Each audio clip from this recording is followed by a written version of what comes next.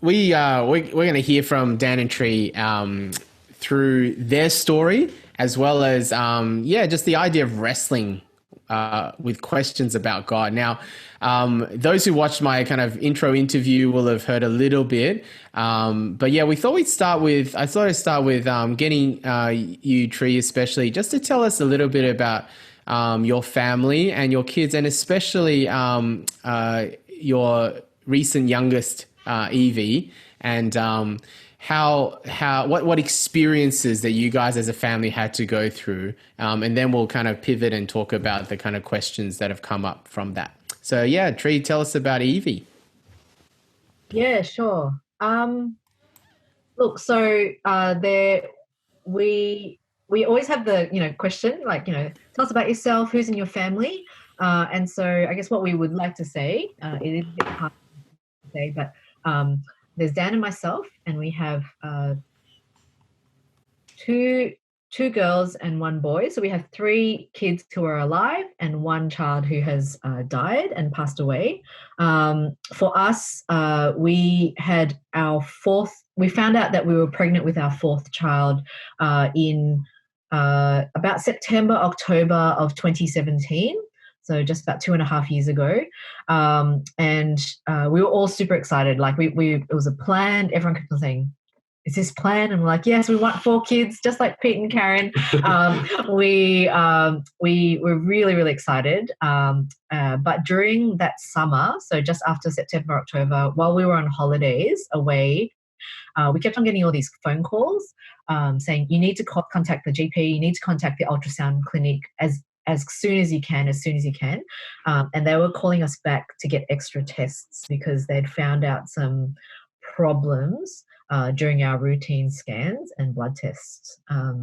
So something was really wrong, and after the further tests, it confirmed pretty much that we were having a girl, but we were also that this daughter of ours had a genetic disorder called trisomy 18 or Edwards syndrome, and it, I guess, unlike Down syndrome, which also has its problems, this meant that she would face considerable physical and developmental problems.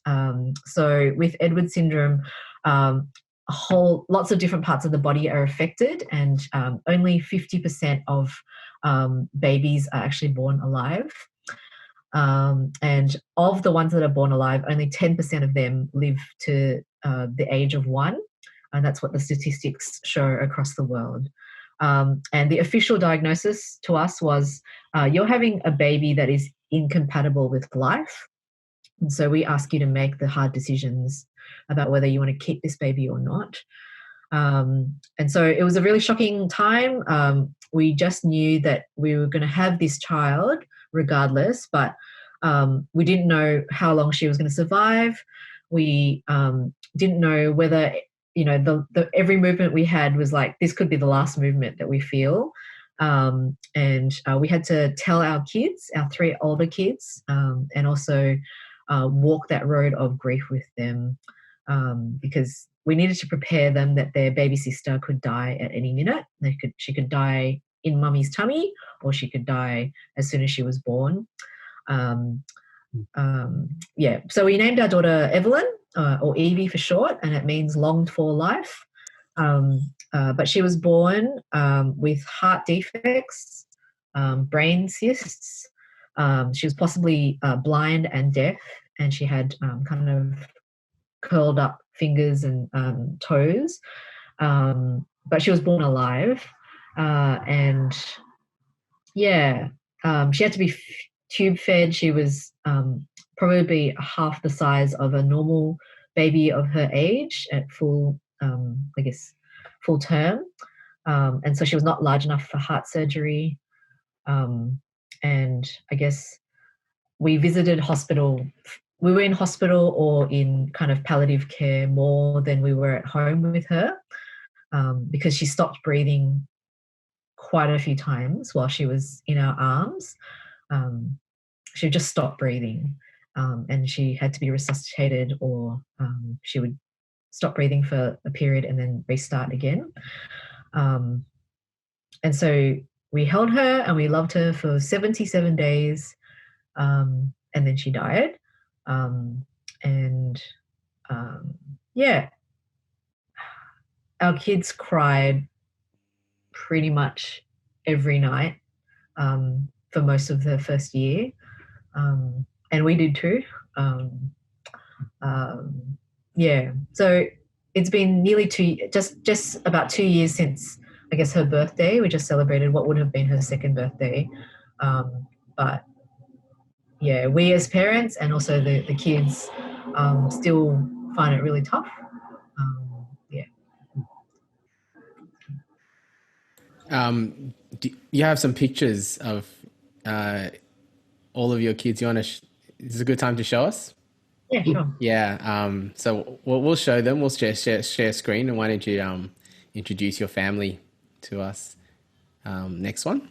Yeah, this is on the day of that she was born. Yeah. Yeah, so that's Elijah, Maddie, Evie, of course, and Alethea. And so she had to be tube fed all the time. So she, um, yeah, she's very tiny. Can't quite see how small she actually is, but this is towards the end of her life as well. And we have one of Evie just on her own. Show us the next one. Yeah. The main thing was just about with having lungs that were strong enough to breathe. So she had a hole in her heart, which is quite common amongst kids and can be operated on. But we knew that she was going to have breathing troubles, which is why Teresa was saying that she would often stop breathing. So that was just we were just on high alert, like a lot of the time. And not sure, if she would make it through the night, or certainly freaking out each time she did have these sort of apneas. Yeah. Thanks so much for that. Just that raw honesty. Yeah, Karen and I, along with our son Andrew, who is Dan and Tree's godson, we were at Evie's funeral, and it was one of the most incredibly moving experiences, and it's just so beautiful to see, though only 77 days, just how much she was loved, and how much she is loved. Now, Dan, tonight's about wrestling with questions about God, and the obvious kind of elephant in the room question for anyone going through any hard time is, how could God allow such suffering for you guys, especially very personally and recently in this manner? But I think for all of us at different times in our life, it's the question, whether we look outside of us or internally to our own circumstances, how could God allow suffering? Do you want to tell us a little bit about, talk to us a little bit about the answer to that question as far as you see it? Yeah, sure. Thanks, mate. Good to be with you guys. Thanks for having us along. Teresa and I are just going to kind of walk you through a bit more of our journey and I guess how we've sought to wrestle with God about this question, particularly of suffering. But we realise that it might not be the question that you're particularly wrestling with at the moment. So this is kind of just one particular question that we're going to hone in on, and then I guess over later tonight there'll be other questions or opportunities to ask questions. But you've probably heard of FAQs and frequently asked questions, and I reckon that in my experience, this is probably the top-ranking FAQ. Like, why does God allow suffering? If he's loving, then why does he allow people to suffer? If he's really powerful, why doesn't he step in? That suffering is perhaps a sign that he isn't there or that he's not powerful. He doesn't care. So all those sort of questions are legitimate questions. I wanted to say that, if you're wrestling with those questions, then, good on you for being here. I also want to be honest with you, and I guess say that I don't have all the answers. I don't think we have all the answers on this question, but I think as a follower of Jesus, we can actually have, I don't have all the answers, but I think as followers of Jesus, we can have the best answers that make sense in this world. I also want to say that it's not as if, if you accept Jesus or you're someone who already has accepted Jesus, that the instant you become a Christian, that suddenly you become bulletproof, that Jesus is some sort of invisible force field that protects you from any amount of sin or any suffering or sickness in your life. whether you're inside or outside the circle of faith, suffering is something that we will all taste, unfortunately, sooner or later. I just think that the difference for someone who's inside the circle of faith is that there's answers. Because the God of the Bible says that this world that we live in, as good as it was that he created it to be, is actually broken. And that's largely due to us. Us humans, we turned our back on God. We're the ones who have made this world broken. And so that's why we see things like suffering and sickness. That's why we see disasters and death. That's why we live in this kind of broken world. And so before we turn to what the Bible has to say and what God has to say about this question of why is there suffering, Teresa's just going to kind of walk you through a bit more of our story and how we sort of try to wrestle with some of these questions ourselves. So I guess some of our questions are like at the time is, literally like what is happening? Why is this happening? Why us? Why now? I think we were at a stage in our life we were so ready to welcome another child and so keen for that to happen. We were aching like constantly, daily, hourly. Just God, can you please perform a miracle? Can you spare us from this pain?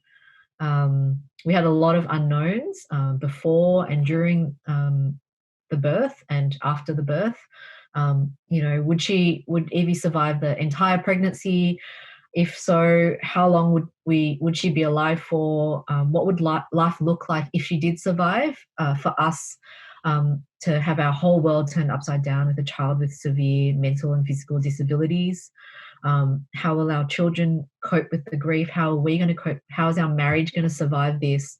And even now after she's passed away, especially in the early days, but even now, whenever the milestones hit, there's that kind of how can we cope? How can each day be so hard? When is this going to end?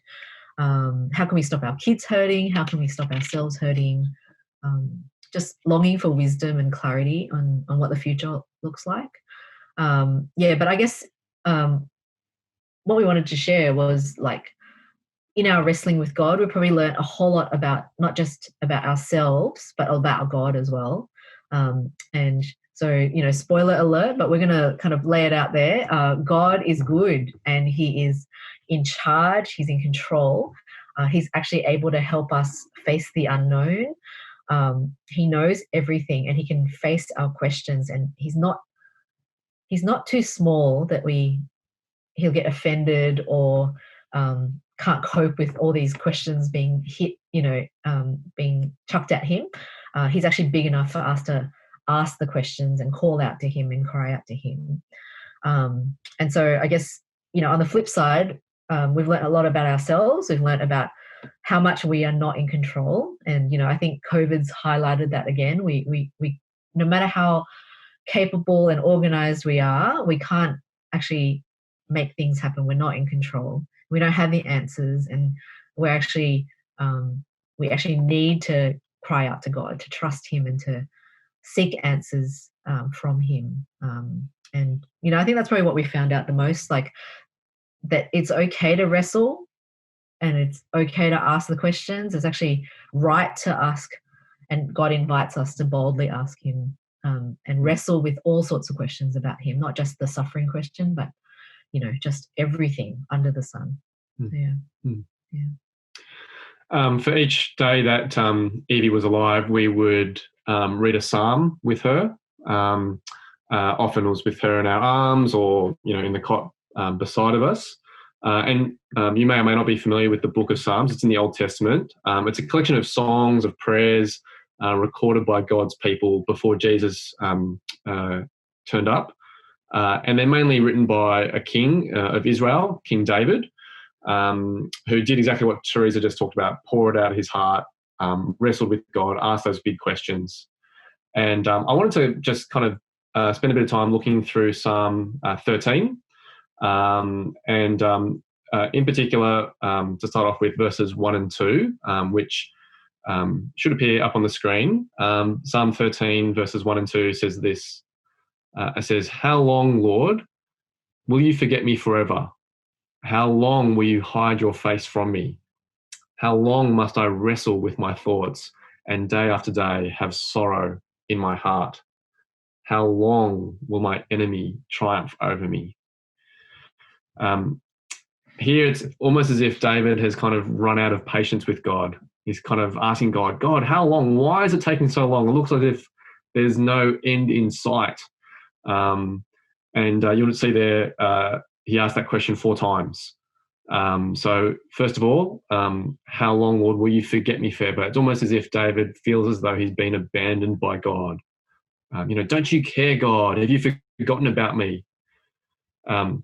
Earlier in the year, there was an ABC journalist who, I guess, reflecting on the fact that we'd just had some bushfires, we'd had some floods, and now coronavirus, was bold enough to declare that 2020 is the year that God forgot. And I think that kind of captured, this kind of question here. Maybe that's what you're feeling at the moment. Maybe you're feeling as though you've been forgotten by God, or that God has certainly given up on this world of his. That's kind of how David expresses that second question. How long will you hide your face from me? David here is saying that he feels as though God's withdrawn his blessings from him. He's hidden his face, almost to the point of whether God is perhaps punishing him. And then that third question there, David asks, how long must I wrestle with my thoughts? How long will I have sorrow in my heart?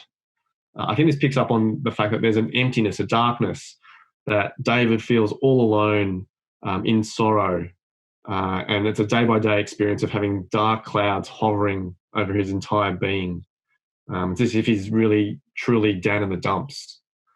And then that fourth question, David expresses that feeling of having just a relentless enemy hovering at his doorstep. And so you look at those 4 questions, how long, and it's almost, I think it's pretty much David complaining to God, which is pretty bold. It's pretty gutsy to complain before the God of this universe. And yet that's, I guess, what we see. That's one of the things I love about the Bible, is that it doesn't do pretend. We see here just someone who's coming before God, wrestling with those sort of questions. And I think inviting us to ask those same sort of questions as well.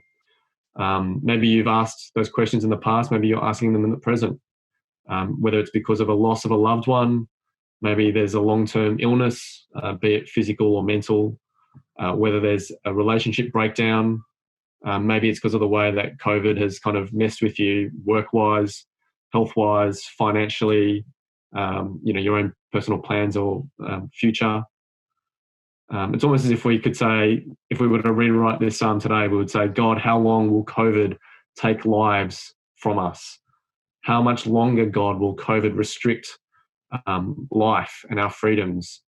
How much longer will it create uncertainty? Or at other times, maybe asking God, how long until this anxiety or depression lifts? How long will this cancer destroy every part of my body? How long will I remain single? Or how long will I remain in a tough marriage? David's questions, I think, are our questions. And so, Psalm 13 is just a great example that pain and uncertainty and suffering are not just a modern day kind of problem. David dealt with it in these first 2 verses. And in the second 2 verses, we eavesdrop on David praying to God and asking God for answers. And then we're going to look at, the end of the psalm. And I'm just going to read those out, verses 5 and 6 of Psalm 13. But I trust in your unfailing love. My heart rejoices in your salvation. I will sing the Lord's praise, for he has been good to me. And these verses basically show us, the best way to navigate life. We're wrestling with questions. David was wrestling with questions, but this is his example. This is God's kind of best example of how to wrestle with these questions. And so this is what David's doing. He's basically thinking back, and he's remembering what's happened in the past. And he looks back at what God's done, and he places his trust in the love of God. And it's this kind of love that's unfailing. It hasn't ever gone wrong. God has been committed to it, and he's going to kind of stick with his promises to love David and the people that David is king over. It's love not because of anything that we've done, and instead it's actually God keeping his promises. And I think that's so beautiful. The psalm writer, David, is saying, in spite of all the questions, in spite of all the darkness, God, you've saved me. I'm going to declare and rejoice in your salvation. And that's actually going to carry him through his grief. And that is very much so why we've chosen to share this psalm today. It's God's salvation that has carried Dan and myself through the grief, through the questions, through the pain that we've felt. And, it's that kind of remembering what God has done in the past. He acts and he deals with goodness towards his people. And so we talk about God's love, he talks about God's salvation, and all those things really crash together in the New Testament. And we just wanted to share one more verse with you. It's Romans 5, verse 8. And just that where you see God's love and his salvation and his generosity come together. And it goes like this. But God demonstrates his own love for us in this. While we were still sinners, Christ died for us. Yeah. And so that's God's loyal love. He chose to love us, he promises to do so, and he demonstrates it. That's the best thing of all. Like, it's not a theoretical love, there's kind of facts about God's love. It's action. It's demonstrated. And it's there to see, not just in love poems and love song dedications, but it is a man, Jesus Christ, God's one and only Son, perfectly obedient, who died for us. He was without, any sin at all, and he was innocent, but he died for the guilty. The Bible talks about us being sinners. It even says in that verse, we were still sinners. And that's all of us. We've been people who've betrayed God, we've ignored him, we've rejected him. And because of that, we've got that problem where God is going to call us to account for the way that we've treated him. If he's the God of the universe, we're going to have to meet him one day and answer for, I guess, the way that we've behaved. And yet, while we've got that kind of problem, God spends, oodles and oodles of amounts of verses in the Bible just saying, I want to share with you my love, my generous love and salvation, my love that's not just a theoretical love, a demonstrated love. And he doesn't just ignore our guilt and kind of let us off the hook, just go away and I'll forget about it. It's actually that he sends his son to take our place. You deserve punishment, but I'm going to send my son to take your place. That is the great news of the Bible. And that's that God doesn't give us what we deserve, that we are enemies who are actually brought back into relationship with God, that we can actually talk to him, we can engage with him, and it's this restored relationship that the Bible kind of bangs on about, because it is actually the greatest news. It's actually the highlight and it's the climax of this story of the Bible. Life and restored relationship with God through Jesus. Just before, I think we showed you that really beautiful picture, one of our favorite shots of our 4 kids. You can put up again if you like. I think our kids are pretty cute, and that's the kind of picture that you'd share on Instagram, and everyone's happy, look at our 4 children, everyone's smiling.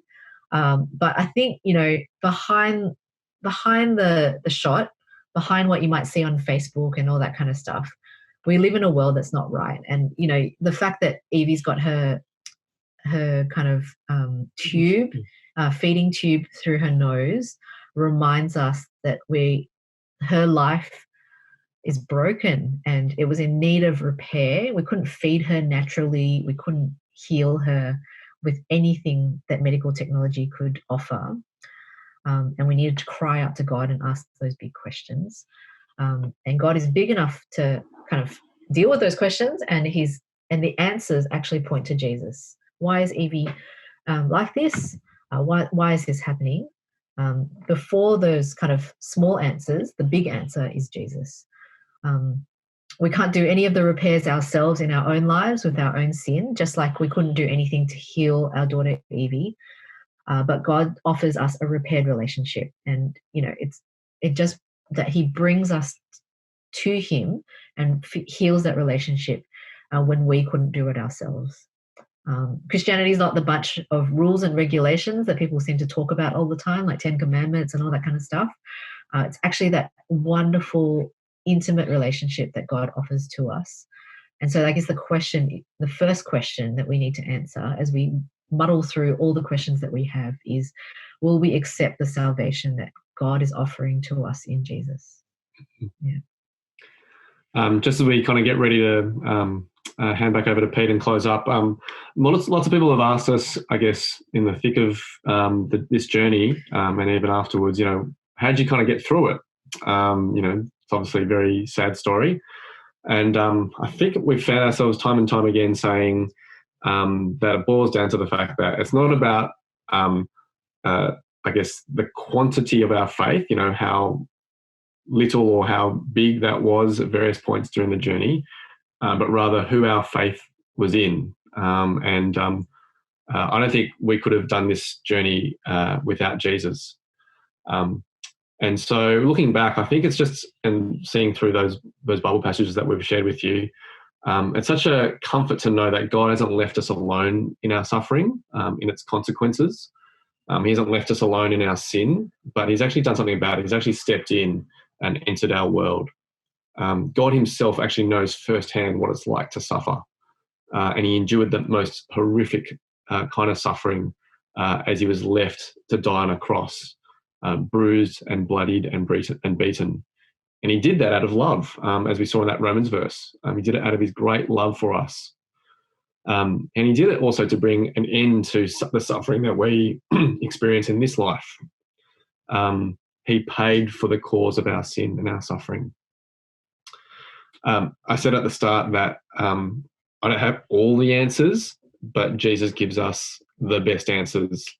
And that's because He sides with us in our suffering. He's committed to putting an end to it. And Jesus has actually done something about our suffering through His own death and His own resurrection. Unlike, I guess, Islam, which would say that Allah cannot suffer, God doesn't sort of stand at a distance. Unlike Buddhism, which would say that suffering is just an illusion, the God of the Bible actually enters into our suffering firsthand in Jesus. And that's great news for you and I. We have one who sides with us in this. And not only that, He's also dealt with that sin problem that Teresa was talking about. Out of His great love, His Son has taken the punishment that we deserve. Last Friday, I was at a funeral from someone at our church, and all funerals are tragic, but this one had a particular sting to it because it was a 27-year-old girl who had died because of cancer. She'd been on that journey for a number of years, and she got married last year. And just hearing and seeing her dear husband share about his wonderful wife and grieving the fact that she was no longer with him. They hadn't even made it to their first wedding anniversary. But they actually played a recording of her kind of sharing her final words that she wanted, I guess, people at the funeral to hear. And she wanted to say that we all face a choice. We all face a choice of eternal damnation or eternal salvation. And I guess that's my encouragement to you, is to choose eternal salvation before it's your own funeral, to accept Jesus as that way to eternal salvation.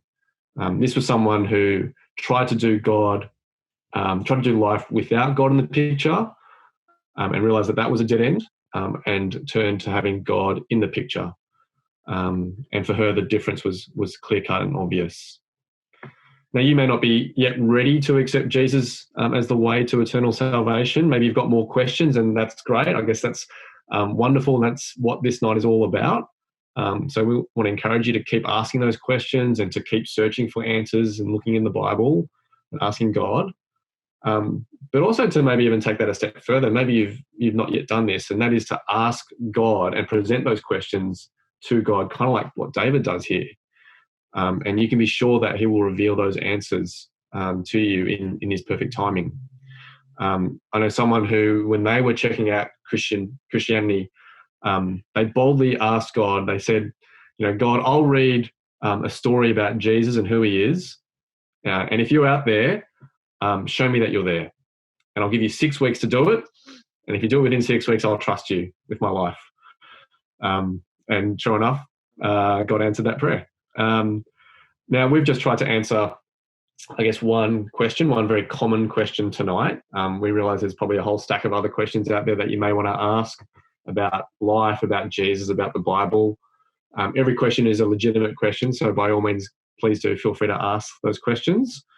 And we'd love to try to wrestle with that and help you, give you some of our thoughts along the way. But for right now, I guess I'll hand it back over to Pete, and he can take it from here.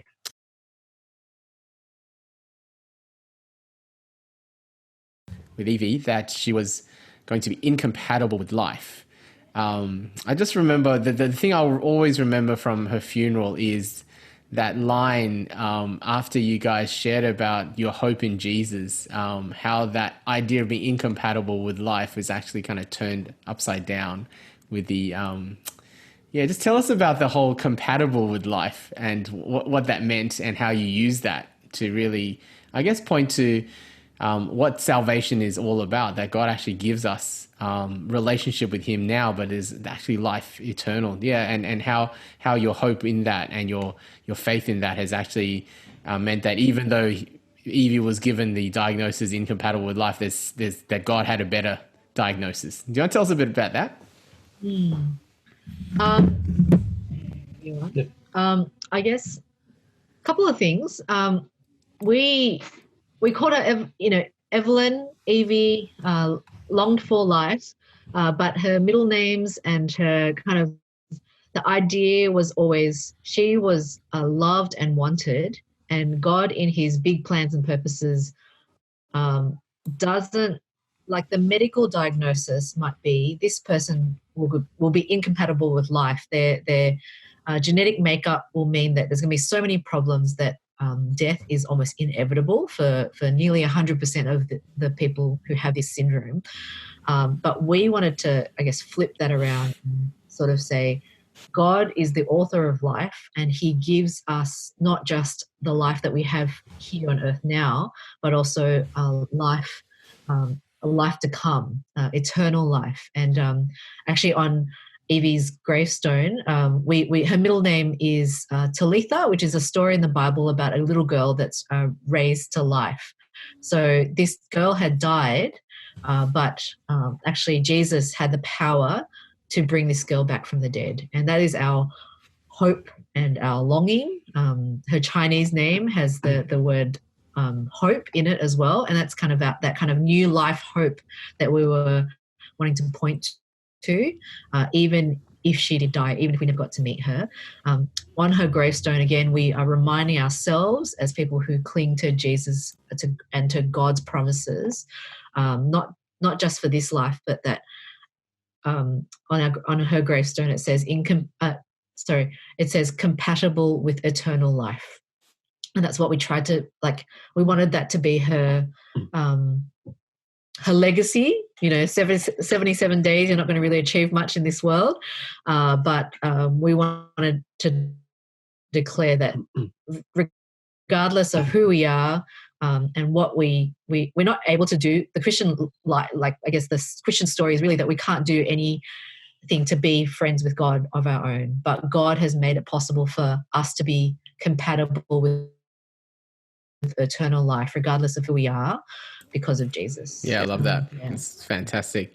Look, I might use that to take us into one of the questions came up a couple of times actually, and that is you had the option to abort the baby when Evelyn was still in your womb and the diagnosis was given. Why not? Why not abort the baby? which would have been what a lot of people would have done, and that was probably what the doctors hinted at would be a good thing to do. But yeah, tell us about your decision process behind. Yeah, definitely. I mean, yeah, we did feel a little bit of that pressure from doctors. I mean, it wasn't from every single doctor, and I certainly, not sure if anyone works in the medical profession, but we certainly respected the fact that we were able to communicate our preferences, and that we didn't consider abortion. I guess part of the things that underpin that decision not to consider abortion was the fact that God is the author of life. He's the one who gave us the gift of Evie. He's the one who allowed Teresa to fall pregnant in the first place. He's the one who's knit and stitched every human life inside of our mother's womb. Life is kind of begins and ends on his terms. We don't feel as though we're the ones who have that, are in that position to kind of call time on a life. So those were some of the things that we, I guess, had as a foundation that was very clear early on. I don't think we even really entertained the idea because that was both of our conviction that, we were going to accept however long we could have this baby for, however long God gave it to us, and that we weren't going to sort of step into his shoes. And, we had to answer the question of, aren't you giving yourself more suffering? Aren't you kind of putting more suffering on your children and things like that? But it still, again, comes down to we're not the boss.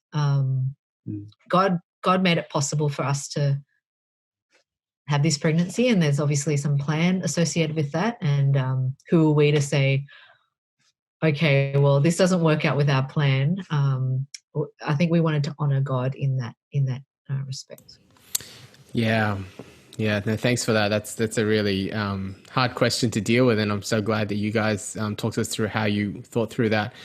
I suppose that kind of leads into this next question is, there's, on the one hand, there's the why does God allow suffering in general question.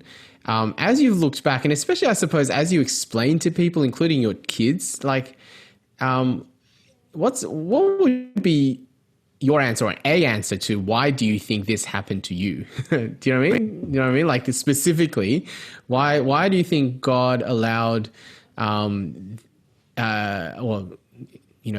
brought Evie into your life only to take her away? How do you explain that to yourselves, to your kids? Is there an explanation that 2 years on you give to that, or is it still up in the air?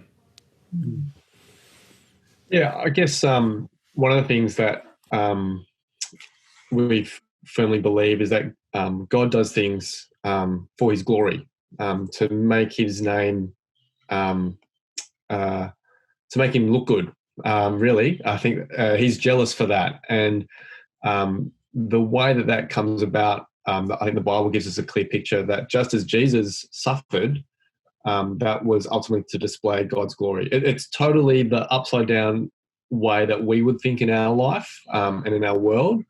We promote the ones who, are the high achieving, the high flyers, the Bill Gates, all that sort of stuff. And we put them up on a pedestal and say, that's through hard work. It's through, amazing talent, entrepreneur, all that sort of stuff. Whereas God actually operates on a different level and says, well, just as Jesus suffered, that's the way that people will actually see my glory. And I guess that was kind of in the back of our mind throughout this journey, that kind of kept us hanging in there, really, that we didn't know what it was going to look like. And in some ways we still don't, but we know that God will be glorified. He would use this for his glory, and that he would actually use this to either draw us closer to him, which he has, to make us more like Jesus, that would be the way that he would glorify his own name. I think that's some of the stuff that I think, in answer to your question there, Pete. Yeah. I think I feel like it's early days still. And, why is this? Like, you kind of can't look back with 20 years of experience and therefore this made me start an orphanage in Africa. And, I don't know the future, and we don't know how world changing this is going to be. but we know already that we have drawn closer to God.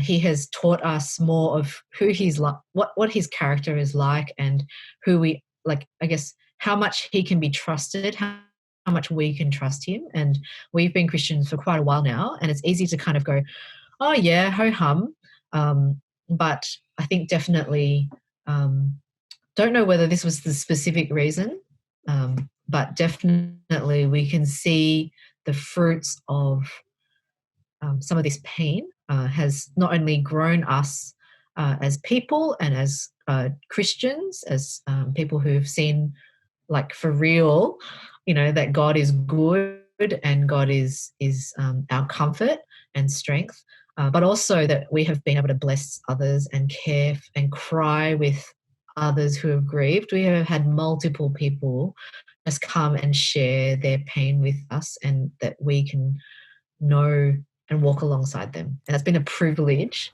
I don't know if that's the answer why. We can just see the goodness here and there dotted around, but time will tell. Yeah. God has his plans. No, thanks. I thought it was a great answer. Thank you. Relates to the idea of drawing. I mean, just when you talk about drawing closer to God, suffering can also do the opposite for a lot of people.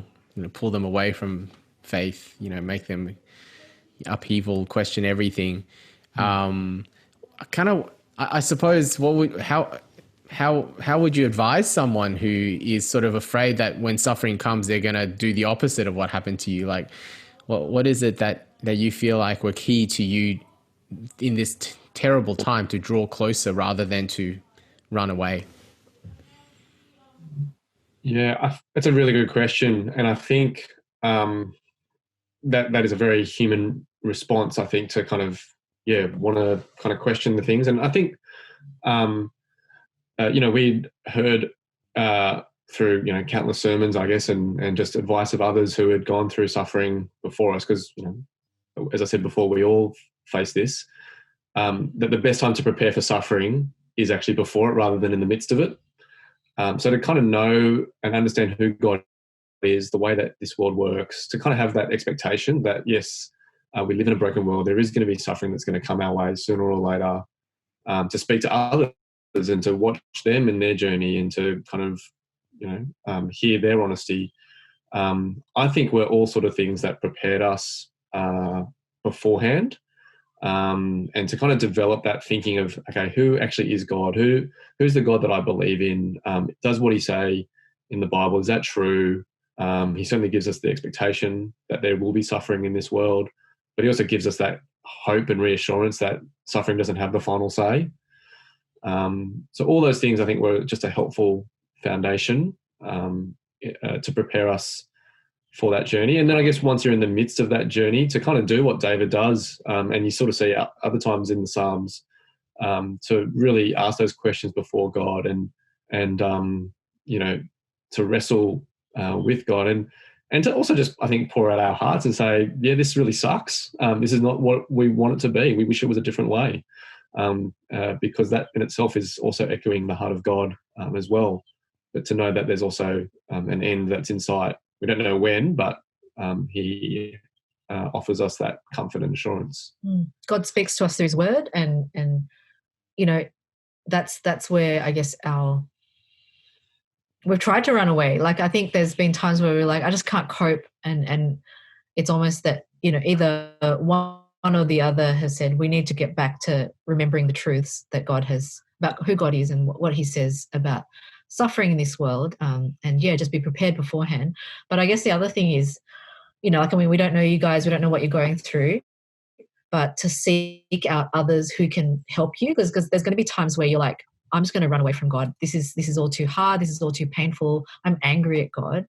But if you are able to find a community of believers who can point you and carry you, to like drag you, and to encourage and lift you up through the words of the Bible, that's what that's what people who are doing it tough absolutely need.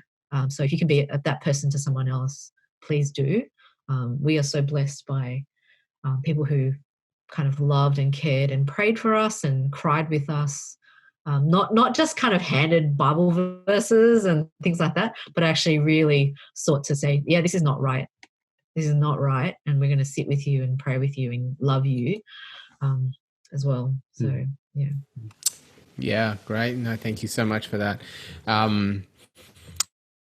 Just one of the questions, I guess, that does come out is the alternative explanations to suffering. Dan, you mentioned that, followers of Jesus, you believe, have the best explanation for suffering and for what to do in suffering from the Bible, which does kind of raise the question of, and you mentioned kind of the Islamic view of Allah and the Buddhist view.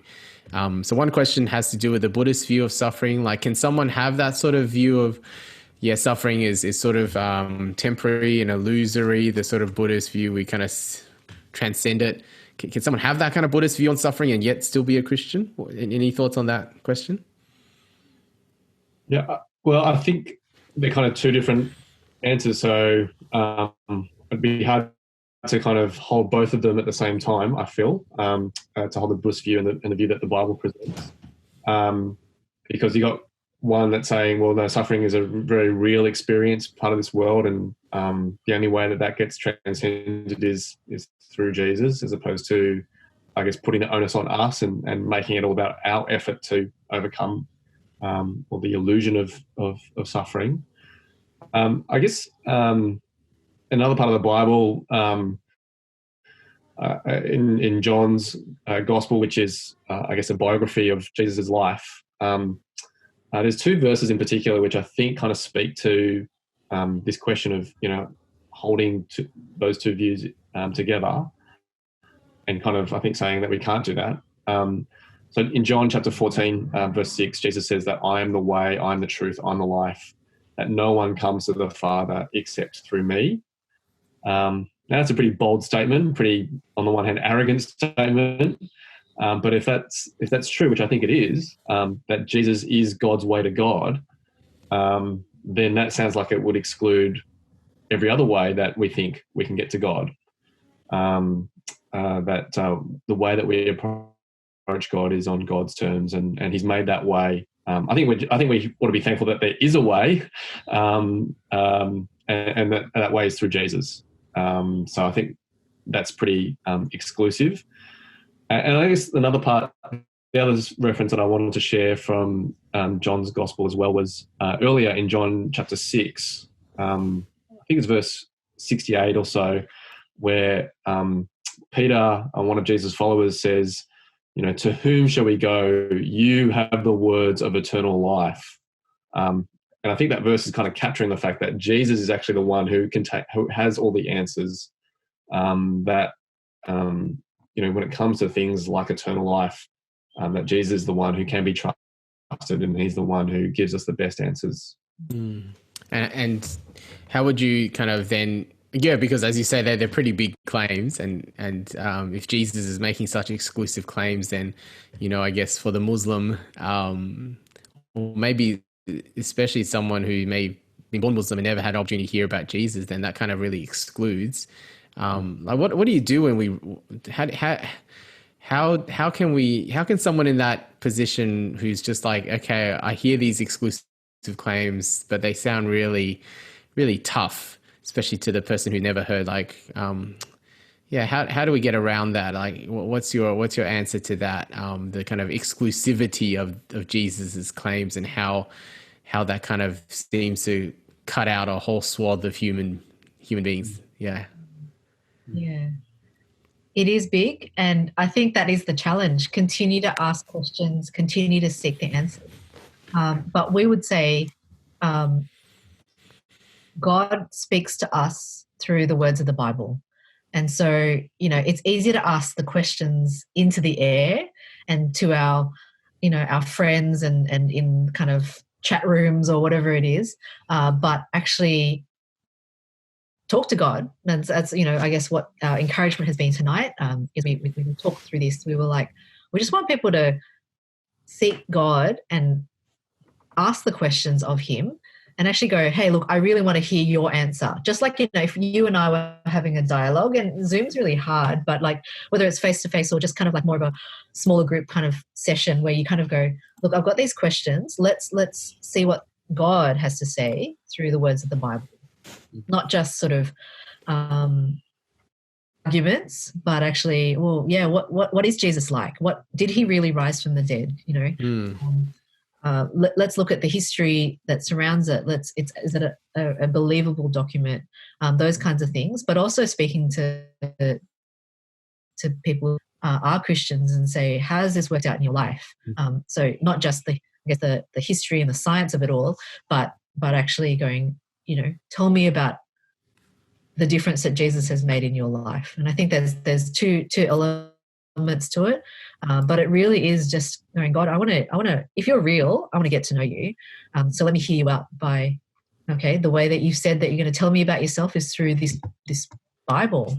I think we spotted one of the questions, talked about Islam and stuff like that. Like, actually, this book is on our bookshelf. It's like about it's called it's reversed for me, but it says Seeking Allah, Finding Jesus, and it's about a man who was like totally unwilling to accept a Muslim man, and he just went and sought Allah, but actually found that Jesus was who he said he was, and he just had to make decisions about that. And so this is his story. So just like, I guess that's like, that's an equivalent of actually saying, what difference has Jesus made in your life? This man has actually written a story about it, but he read the Bible, he looked into it, he dug deep. Like I said before, God is big enough to face any question that we could have. Yeah, no, that's really helpful. And I think one of the best things that came, this is our third session with the COVID, Life After COVID conversations, but as a result of the first one, there were at least two people who said to their Christian friends, hey, I'm willing to take up that whole Bible reading thing if you're willing to read it with me. And so I suppose this is a general call. Like if Jesus' claims are true, then they're pretty earth-shattering. They could end up being false, but you're not going to know unless you investigate it as an adult. And one of the best things you can do is to let us know, or let the friend who brought you know, hey, I'm willing to read a biography of Jesus from the Bible. Are you willing to walk through it with me? Guaranteed they'll say yes. And if you let us know that that's what you want to do and you haven't got someone to do that with you, we'll make sure that that happens.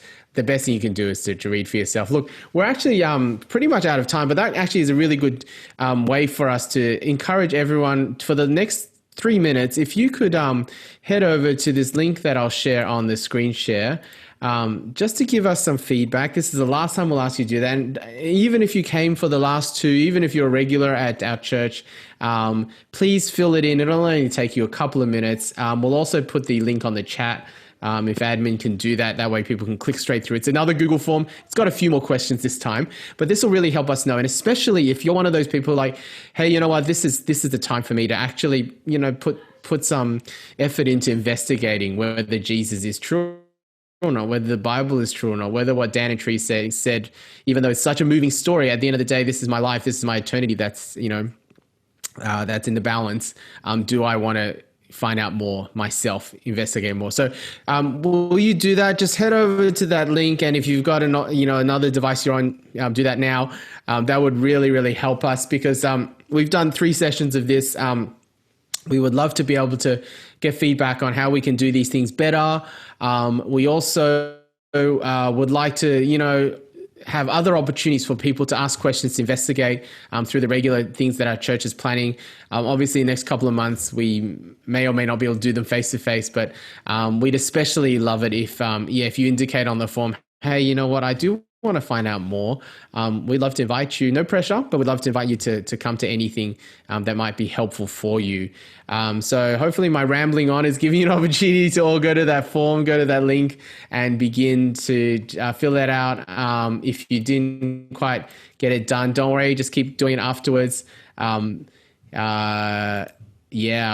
let's do that. Look, maybe while you're doing that, I might just ask one final question. I think you'll all agree that Dan and Teresa have been really wonderful, not just in the way they've answered questions and presented the clarity of, the kind of things they said, but just their honesty And I think that's what I will remember from tonight, is just their honesty and how personal their sharing is. Let's end with this question then. Hey, a lot of us who are parents or parents wannabe want to know how you comforted your kids through this. What kind of things did you do with your other three kids to help them work through that? Maybe end with that. How did you talk to your children? Yeah, sure. Okay. I'll kind of get the ball rolling. Some things that I think we did. I mean, so just to kind of, our kids at the time, they were here we go. Younger, 2 years younger. 5, 7, and 9. 5, 7, and 9. So I mean, this is what this could look different for, if you have teenagers or but I think one of the things we were pretty keen to do was to not do pretend, to kind of not hold back the tears. I think one of our kids probably really felt that, like, just, I can't cry, I can't feel really sad, but I don't this is all new for them, and just like it was for us, but just to kind of, for us to show that we ourselves were sad, to be comfortable with the fact that they saw us crying, not trying to put up a brave front, and that gave them permission, I think, to feel the things that they were feeling. Something else that we did was, one of our kids, they all process it in different ways. So to kind of expect that they were all going to have a uniform response was probably not reasonable, but just to kind of know that, okay, what one child is feeling could be totally different. And that's inevitably what happened. Generally, they say there's no rules when it comes to grief. We felt that, and so we didn't want them to expect that they had to kind of go through a certain timeline. The other thing was, I guess one of our kids has been probably a little bit slower, like in this, even just today, sort of said, I really miss Edie. And just, being patient with that, understanding that, hearing that out, not trying to move on from that or to rush it. For her, one of the things that we've done is actually try to, at the times that she does feel that, kind of help her turn to God's word, and to kind of seek comfort from the promises that He makes. And it just so turns out that one of those things that she's actually kind of held on to as a memory verse is from John chapter 14, a little bit before the one that I shared about Jesus being the way, the truth, and the life, which talks about not letting your hearts be troubled. Songs were a big thing. I mean, during the time of the pregnancy, there's a Christian artist called Colin Buchanan, and he had a song called God Never Says Oops. He never slips up. He never makes any mistakes. And so, given that we had that diagnosis, we wanted our kids to kind of know that actually God can be trusted.